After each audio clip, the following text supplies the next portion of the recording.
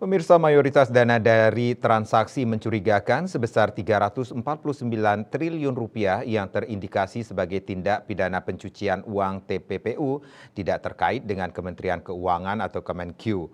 Hal itu diungkapkan Menteri Keuangan Sri Mulyani.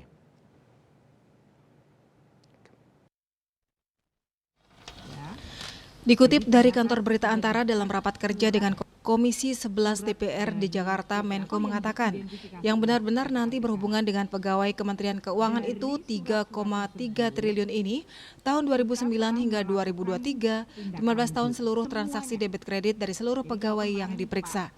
Menkeu Sri Mulyani menuturkan nilai transaksi 3,3 triliun rupiah tersebut merupakan akumulasi transaksi debit kredit pegawai Kemenkeu termasuk penghasilan resmi, transaksi dengan keluarga dan jual beli harta untuk kurun waktu 2009 sampai 2023 yang telah ditindaklanjuti. Bahkan dalam dana 3,3 triliun rupiah itu juga terdapat surat berkaitan dengan clearance pegawai yang digunakan dalam rangka mutasi promosi atau fit and proper test. Ia mengaku kaget mendengar transaksi mencurigakan di Kemenkeu sebesar 300 triliun rupiah lewat media yang disampaikan Menteri Koordinator Bidang Politik Hukum dan Keamanan Mahfud MD pada 8 Maret 2023. Ia menuturkan pada 9 Maret 2023, Kepala Pusat Pelaporan dan Analisis Transaksi Keuangan, Ivan Yustia Avandana, baru mengirim surat tertanggal 7 Maret 2023 ke Kemenkeu.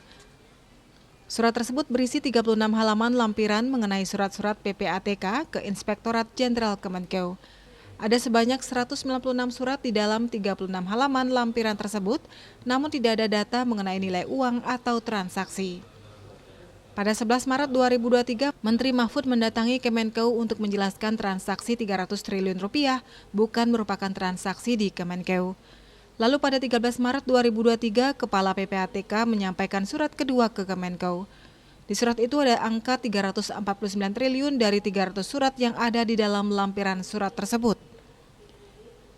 Menko merincikan dari 349 triliun rupiah, 100 surat adalah surat PPATK terhadap aparat penegak hukum lain dengan nilai transaksi 74 triliun rupiah dalam periode 2009-2023.